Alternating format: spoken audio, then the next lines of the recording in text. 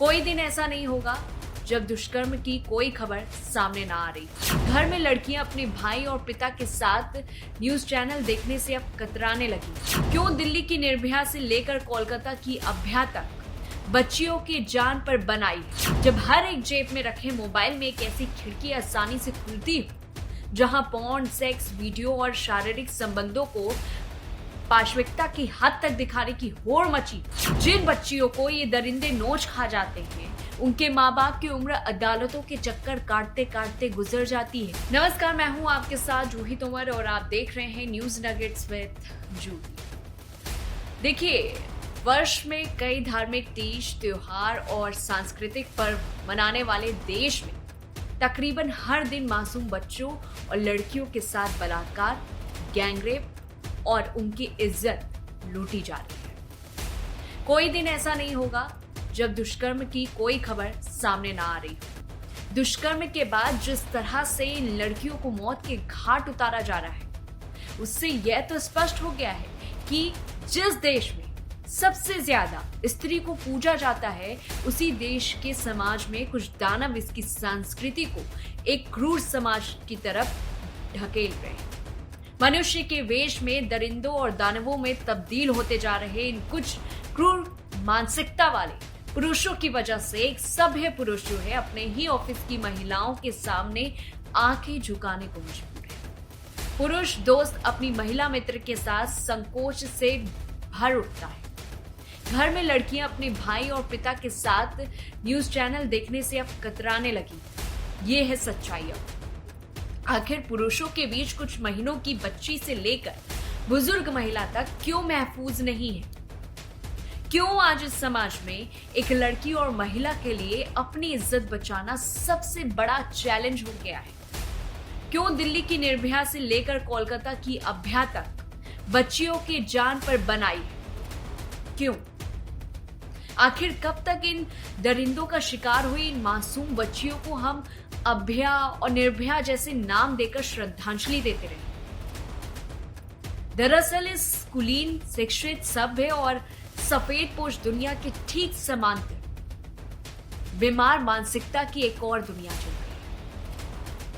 जी हाँ, इंटरनेट और social media में तेजी से बढ़ती सहूलियत के ठीक अश्लील और पॉर्न फिल्मों की एक ऐसी दुनिया जो पुरुषों में बीमार और बर्बर मानसिकता का जहर घोल रही है।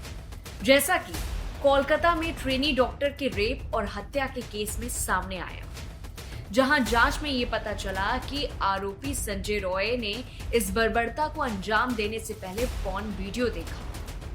जाहिर है, जब हर एक जेब में रखे मोबाइल में एक ऐसी खिड़की आसानी से खुलती हो जहां पॉर्न, सेक्स, वीडियो और शारीरिक संबंधों को पाशविकता की हद तक दिखाने की होड़ मची, जहां पॉर्न की यह दुनिया इतनी कस्टमाइज्ड कर दी गई हो कि वहां किसी भी उम्र, देश, रंग, भाषा, वेशभूषा समेत तमाम कैटेगरी में सेक्स के वीडियो परोसे जा रहे हो। इस पर इन्हें देखने में अपना ही देश सबसे अव्वल हो, तो आए दिन होने वाली इस दरिंदगी के लिए किसे जिम्मेदार ठहराया जाए? इस घिनौनी मानसिकता के पीछे न्याय और सजा का डर नहीं होना भी एक बहुत बड़ी वजह है। जिन बच्चियों को ये दरिंदे नोच खा जाते हैं, उनके माँ बाप की उम्र अदालतों के चक्कर काटते काटते गुजर जाती है। अजमेर केस याद है आपको? अजमेर में 100 लड़कियों के साथ हुए रेप कांड का फैसला आते आते 32 साल गुजर गए। इतने साल में कई फरियादी की मौत हो गई। हत्याओं के कई केस अब भी न्याय का इंतजार कर रहे हैं। जागो देश।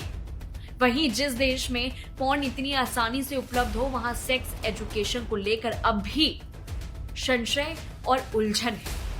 देश में युवाओं का एक वर्ग ऐसा है जो मोबाइल, इंटरनेट पर सेक्स को प्लेजर का एक जरिया मानकर सब कुछ देख डालता है। वहीं दूसरा सेक्स के वास्तविक अर्थ से अनजान रह जाता है और वो पॉर्न देखकर ही सेक्स के बारे में अपनी धारणा बना लेता है। जानकर हैरानी होगी कि भारत दुनिया का ऐसा तीसरा बड़ा देश है जहां पॉर्न कंटेंट को सबसे ज्यादा देखा जा रहा है। तीसरा। और यही वजह है कि विदेशी कंपनियां भारत में ऐसे कंटेंट को सबसे ज्यादा परोस रही है। खास तौर पर अमेरिकी एडल्ट वेबसाइट ने भारत में ऐसा कंटेंट परोसा है भारत में कोरोना लॉकडाउन के बाद से ऐसे कंटेंट में बड़ा बूम जो है देखने को मिला है। ये सब कुछ तब है जब भारत सरकार की तरफ से तमाम पॉर्न वेबसाइटों को बैन किया गया है। भारत में सबसे ज्यादा 35% पॉर्न कंटेंट 25 साल से लेकर 34 साल के एज ग्रुप के लोग देखते हैं। इसके अलावा 18 से 24 साल के युवाओं की हिस्सेदारी 24% है। इसके बाद 35 से 44 साल के लोगों की 17% हिस्सेदारी। भारत में पॉर्न देखने की एवरेज उम्र 29 साल है, जो बाकी किसी भी देश के लोगों की उम्र से काफी कम है। पॉर्न देखने वाले मामले में पहले नंबर पर अमेरिका और दूसरे नंबर पर यूके आता है। बता दें कि 70% से ज्यादा लोग इसके लिए अपने फोन का इस्तेमाल करते हैं और इसके बाद करीब 19% लोग अपने लैपटॉप या फिर कंप्यूटर पर पॉर्न देखते हैं। भारत सरकार ने एक तरफ जहां खतरनाक गेम्स, टिकटॉक और लत लगाने वाले गेम्स के ऐप को प्रतिबंधित किया है, तो वहीं पॉर्न और सेक्स वीडियो लगातार अपना जाल फैला रहा है, जिनमें भारत के 15 साल से लेकर उम्र दराज लोगों तक को अपनी गिरफ्त में ले रखा है। और इसके बाद तमाम social media, YouTube, Twitter, Facebook और इंस्टाग्राम में रील्स के नाम पर सेक्स वीडियो और सॉफ्ट पॉर्न की जो बाढ़ आई है, उसका तो अंदाजा लगाना ही मुश्किल है। बहुत आसानी से मोबाइल में मिलने वाली पॉर्न इंडस्ट्रीज की इस सहूलियत के परिणाम भी हम पर भारी पड़ते जा रहे हैं। देश में होने वाले दुष्कर्म, गैंगरेप और हत्याओं के पीछे एक वजह सेक्स वीडियो पॉर्न कंटेंट भी है। अगर इन पर सख्ती से लगाम नहीं कसी जाती है तो निर्भया और अभया नामों से जानी जाने वाली हमारी बच्चियों की खून से सने चेहरों की ये फहरिस्त इसी तरह से लंबी होती जाएगी और हम सड़कों पर कुछ दिन मोमबत्तियां जलाकर उन्हें नम आंखों से याद करते हुए बहुत बेरहमी से एक दिन भूल जाएंगे। अभी तक जितने भी मामले सामने आए, मुंबई कांड की भी अगर हम बात करते हैं, मुंबई में जहां 4th क्लास की 2 लड़कियों के साथ रेप करने की कोशिश की गई, वो भी पॉर्न एडिक्टेड था। उसने भी इन रेप करने से पहले वीडियो देखा था, पॉर्न वीडियो।